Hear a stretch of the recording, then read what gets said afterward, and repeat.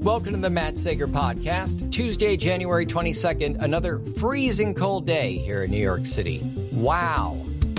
I mean, yesterday was worse. Don't get me wrong. Yesterday, trash cans were being uplifted by the wind and hurled at people. It was like being in the Florida Panhandle in hurricane season. It was not good.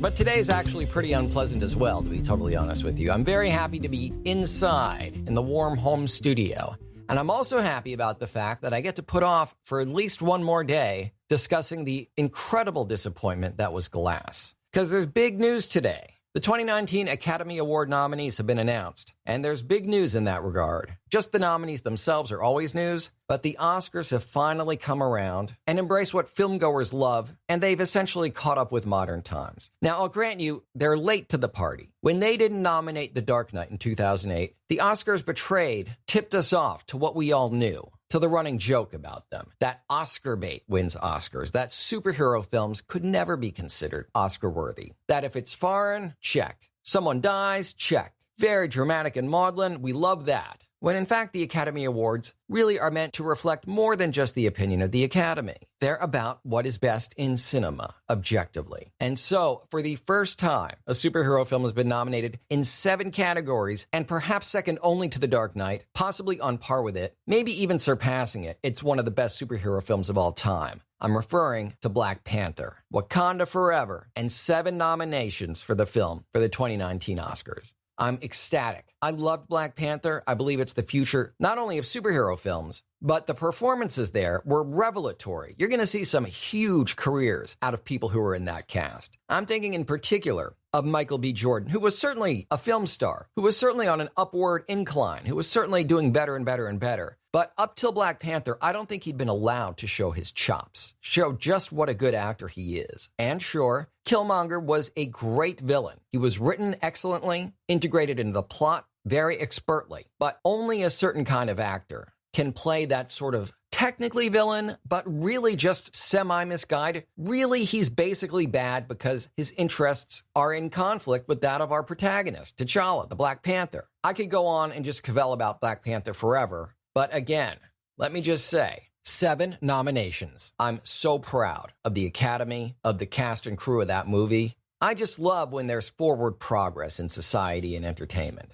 And if ever a comic book movie was worthy of an Oscar, well, also The Dark Knight, but Black Panther, absolutely. Other historical Oscar announcements today. For the very first time, amazingly, when you look at his career, the performances that he's put in, the massive impact he's had on our pop culture, Sam Elliott got his very first Academy Award nomination today. To which he replied when asked by Deadline how he felt about this. He very accurately said, "It's about fucking time." Hear, hear. He also said, because he was really just kidding about that, a little bit anyway. He went on to say that it's really about the work, the creative process, and it's great to be recognized for that, which is certainly true. And in the case of Sam Elliott, long overdue. So rather than listening to me grouse about Glass, I am very happy to present to you the nominees for the 2019 Academy Awards, many of which actually showed up on my Best of 2018 list. Not that I'm accusing the Academy of cribbing from the Matt Sager podcast. I would never, perish the thought. But let's just say that I've got good taste, and so do they. Mostly. There's a few entries here with which I disagree. But let's get into it. Best Picture nominees: Black Panther, BlackKklansman, which was my #1 best movie of 2018. And I believe the first time that Spike Lee's been nominated for Best Picture, though I'm going to have to check and confirm that. In any case, it is certainly an appropriate nominee. It was a wonderful movie. At #3, the movie that I and all my friends have been saying for months, if this isn't nominated for Best Picture, then the Academy is a joke. I don't know why we were so sort of preemptively angry at the Academy for passing this movie by, but they didn't. Bohemian Rhapsody is up for Best Picture, as it very well should be. God, do I love that movie. It came out either yesterday or today on digital video, and I got to watch it again, and it's just spectacular. Other nominees for Best Picture include The Favorite, Green Book, which surprisingly is making the rounds, getting nominated, and often winning awards. I mean, the Golden Globes, SAG Awards, and it doesn't seem that many people are actually that fond of the film. I know that Mahershala Ali is a wonderful actor, but there's all this weird stuff that's come out regarding the screenwriter, and many people think that the film is rather tone-deaf. I myself have not seen it, so I'm not equipped to judge. Just saying it's interesting. Rest of the nominees are Roma, A Star is Born, and Vice, which is interesting only because this is another one I really want to see and haven't. But Vice has generally been panned. Everyone loves Christian Bale, both his performance and prosthetics as Dick Cheney, but people say that it sort of glosses over many of the really awful things that it purports to be about. But again, I am not equipped to judge. Although I am putting together a list of, wow, these are movies I missed in 2018 that I've really got to catch up on. Best Actress nominees, Yalitza Aparicio for Roma, Glenn Close for The Wife, always love Glenn Close, Olivia Colman for The Favorite, Lady Gaga, A Star is Born, and Melissa McCarthy, Can You Ever Forgive Me? Best Actor, wow, a lot of the same movies coming up again and again. Beginning to notice a trend. Best Actor, Christian Bale, Vice, Bradley Cooper, A Star is Born, Willem Dafoe at Eternity's Gate, Rami Malek for Bohemian Rhapsody, and Viggo Mortensen for Green Book, which again, I'm quite surprised at how much legitimate praise it's getting from all these sort of gatekeeping organizations like, for instance, the Academy. Because everyone I know, all the trade press, the entertainment press, has really taken a rather large dump on that film, Mahershala Ali's performance notwithstanding. But again, don't take my word for it, because I haven't seen it. I will, though. I certainly plan to now. Best Supporting Actor, Mahershala Ali, Green Book, Adam Driver, BlackKklansman. I love that movie so much. And finally, Sam Elliott getting his due with his nomination for Best Supporting Actor for A Star is Born. Rounding out the nominees are Richard E. Grant, Can You Ever Forgive Me? And Sam Rockwell, Vice. I'm beginning to think the Academy watched 8 movies this year and are just choosing from among them. That or these films, I know that BlackKklansman and Black Panther are certainly worth all of this praise.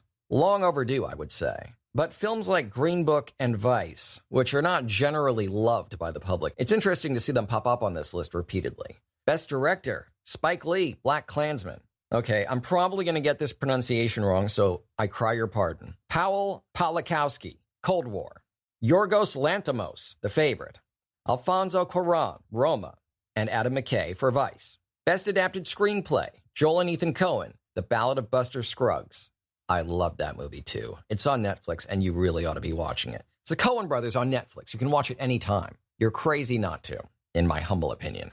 Other nominees for Best Adapted Screenplay, Charlie Wachtel, David Rabinowitz, Kevin Wilmot, and Spike Lee, BlackKklansman.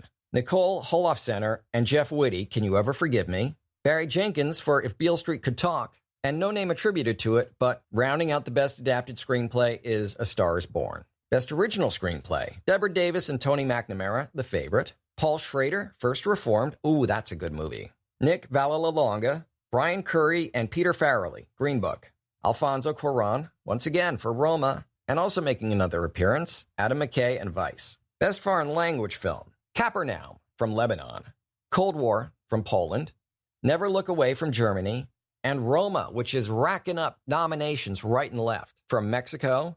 And Shoplifters from Japan.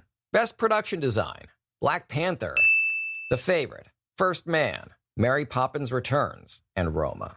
Best Visual Effects, Avengers Infinity War, Christopher Robin, First Man, Ready Player One, and Solo, A Star Wars Story.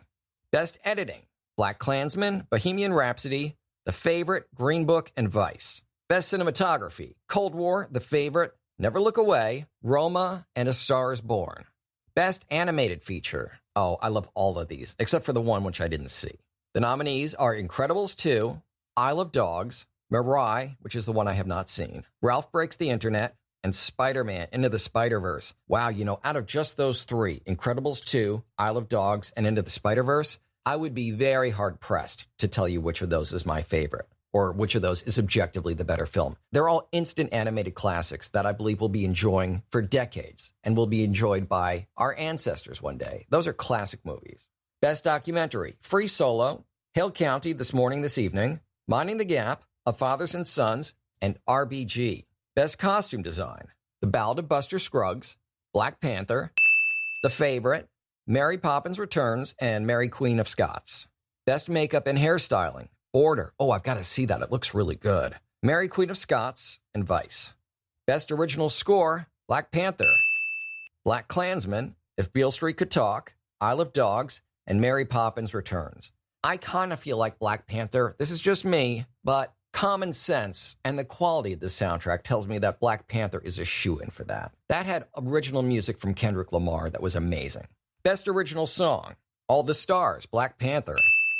I Will Fight, RBG. The Place Where Lost Things Go, Mary Poppins Returns. Shallow, from A Star Is Born. And When a Cowboy Trades His Spurs for Wings, from The Ballad of Buster Scruggs. Best Sound Editing. Oh boy, do I know about that. Nominees are Black Panther, Bohemian Rhapsody, First Man, A Quiet Place, and Roma. Best Sound Mixing, Black Panther, Bohemian Rhapsody, First Man, Roma, and A Star Is Born. Best Animated Short Film, Animal Behavior, Bow, Late One Afternoon, One Small Step, and Weekends. Best Documentary Short Subject, Black Sheep, Endgame, Lifeboat, A Night at the Garden, and Period, End of Sentence. Finally, Best Live Action Short Film, Detainment, Fauve, Marguerite, Mother, and Skin.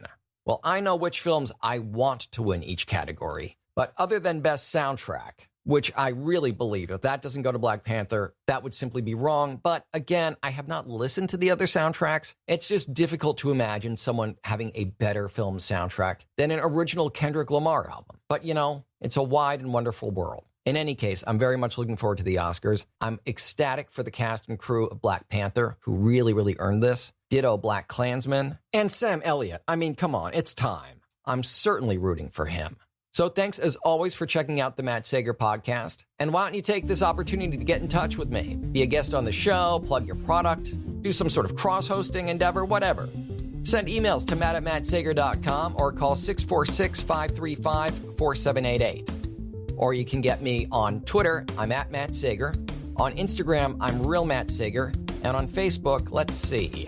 My personal page is The Matt Sager. My voiceover page is Matt Sager VO. And this podcast page, which you should certainly be liking if you're listening to this show, is Matt Sager Podcast. Also, in the description for tonight's podcast episode, look for links to my Patreon, patreon.com/Matt Sager, and my merch store from my very good friends at wehavemerch.com, where you can buy t-shirts, coffee mugs, hoodies, stickers, and more with the Matt Sager Podcast logo. Do check that out.